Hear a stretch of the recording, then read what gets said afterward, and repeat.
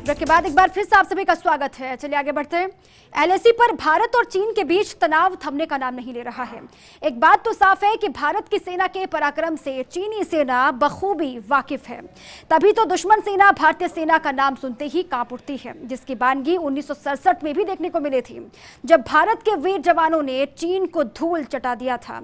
और इस युद्ध के हीरो रहे थे लेफ्टिनेंट जनरल सगत सिंह राठौड़, जिनकी रणगाथा का जिक्र आज भी चूरू में अक्सर सुनने को मिल जाता है।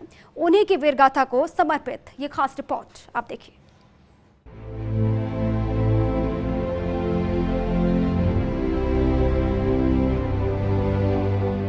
एलएसी पर भारत और चीन के बीच तनाव जारी है। ऐसे में जो हालात बन रहे हैं वो कहीं न कहीं 1967 के युद्ध की यादों को ताजा करती हैं, जब लेफ्टिनेंट जनरल सगत सिंह राठौड़ की अगुवाई में देश के रणबांकुरों ने चीन को धूल चटा दी थी। यहाँ की माटी है चंदन, क्योंकि यहाँ का कण कण है अभिनंदन। दोहरों की धरती शौर्य, वीर और बलिदान के रूप में जानी जाती है। जब जब जरूरत पड़ी है तो यहाँ के वीरों ने बलिदान देने में कभी हिचक महसूस नहीं की है, अग्रिम पंक्ति में रहे हैं। जी हाँ, हम बात कर रहे हैं चूरू जिले के दोहरों की धरती में, जो वीरों की धरती के रूप में जाने जाती है।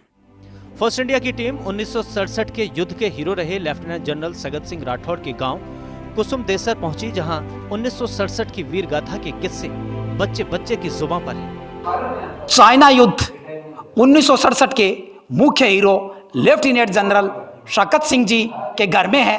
सगत सिंह जी इस घर में पैदा हुए, इसी आंगन में खेले कूदे, बचपन बीता और बड़े हुए।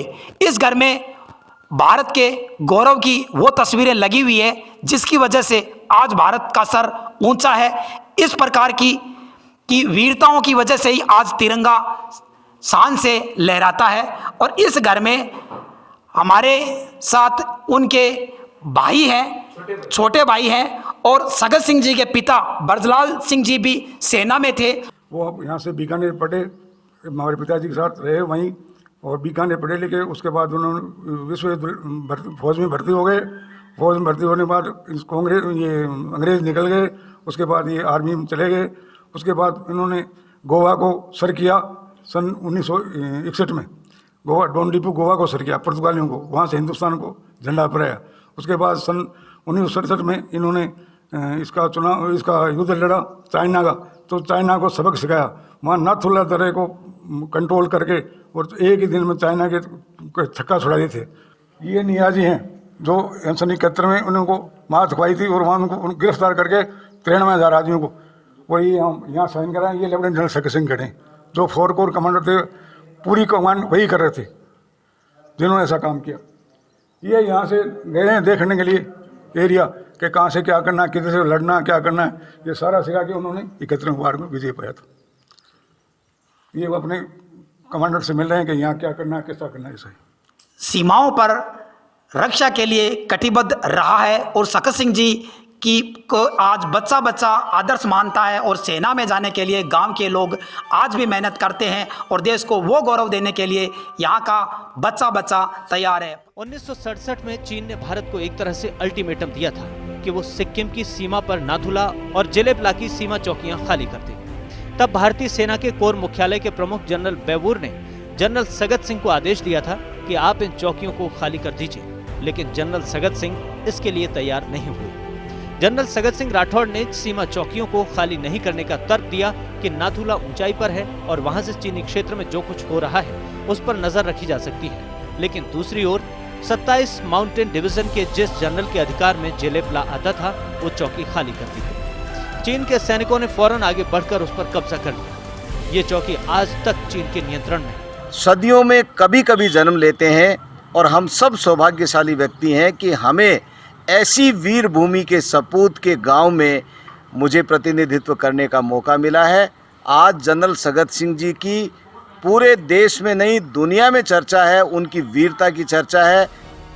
इलाके में तनाव कम करने के लिए भारतीय अधिकारियों ने तय किया कि वो नाथुला से सेबुला तक भारत चीन सीमा पर तार की एक बाड़ बनाएंगे। 11 सितंबर 1967 की सुबह जवानों ने बाड़ लगानी शुरू कर दी। जैसे ही काम शुरू हुआ तो चीन ने इसका विरोध किया और कहा कि वो तार बिछाना बंद कर दे, लेकिन भारतीय सैनिकों को आदेश थे कि चीन के ऐसे किसी अनुरोध को स्वीकार न किया जाए। कहा जाता है कि जब सगत सिंह ने देखा कि चीनी फौजी फायरिंग करते हुए आगे बढ़ रहे हैं, उस समय तोप से गोले बरसाने का आदेश देने का अधिकार सिर्फ प्रधानमंत्री के पास था। यहाँ तक कि सेनाध्यक्ष को भी ये फैसला लेने का अधिकार नहीं था। लेकिन जब ऊपर से कोई हुक्म नहीं आया और चीनी दबाव बढ़ने लगा, तो जनरल सगत सिंह ने बिना देर किए नीचे से मध्यम दूरी की तोपें मंगवाई और चीनी ठिकानों पर गोलाबारी शुरू कर दी। इससे चीन को बहुत नुकसान हुआ और उसके 300 से ज्यादा सैनिक मारे गए। कह तो माई जने तो भक्त जन के दाता के सूर, नहीं तो रही जे बांजड़ी मती गंवाए नूर। तो वो तीनों तरह के वीर पुरुषों को इस माँ ने, धरती माता ने जन्म दिया है।